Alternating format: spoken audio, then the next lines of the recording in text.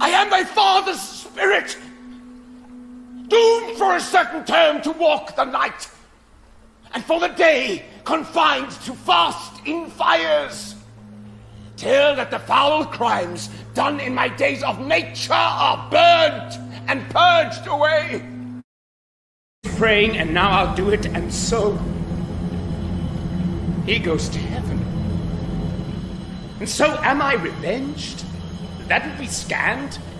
A villain kills my father, and for that I, his sole son, do the same villain send to heaven?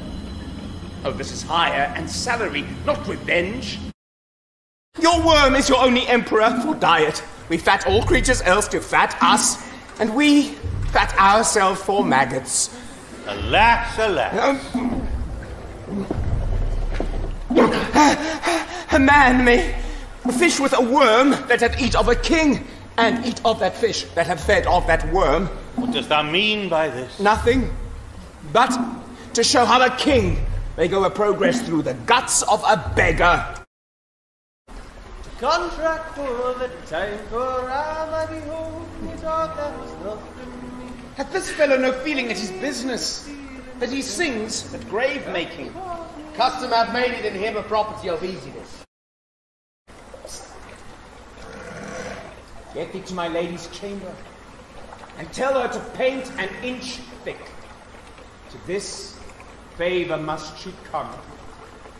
Make her laugh at that. No, faith. Alexander died. Alexander was buried. Alexander returneth to dust. The dust is earth. Of earth we make loam.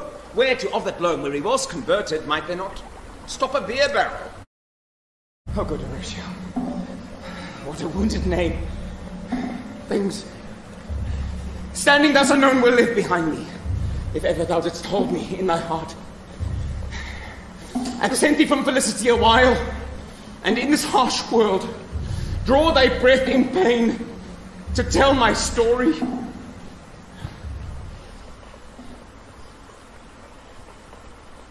The rest, silence.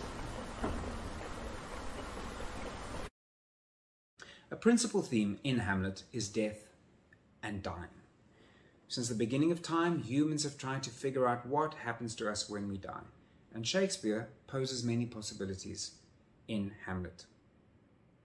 If we keep in mind that Shakespeare was writing this play at a time when England had quite recently changed from a Catholic country to a Protestant country, we can see how Shakespeare presents belief systems from both these religious doctrines in the play. For example, the ghost of Hamlet's father tells Hamlet that he has been in purgatory, where he's slowly burning away the sins that he built up during his life. Now, this is a very Catholic belief, so we have a Catholic ghost from purgatory. Hamlet, on the other hand, is a student at Wittenberg, which is the birthplace of the Reformation and Martin Luther and the Protestant religion.